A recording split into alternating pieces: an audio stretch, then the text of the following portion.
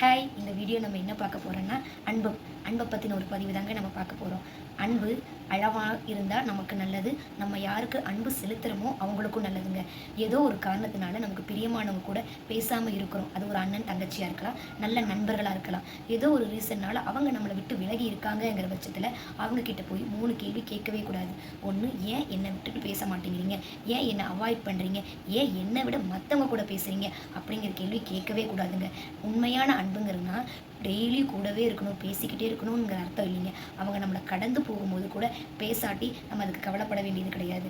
அவங்க எங்கிருந்தாலும் நல்லா இருக்கணும்னு நினைக்கிறதா உண்மையான அன்பு தான். நம்மளுடைய அன்பு அவங்களை பாதிச்சிருமோ அப்படின்னு அவங்க நினைப்பாங்க, இவங்க நம்ம மேலே அதிகப்படியான பிரியம் வச்சுட்டாங்க, இதனால் பின்னாடி அவங்களுக்கு ஏதாவது பிரச்சனை வருமோன்னு அவங்களும் நினைப்பாங்க.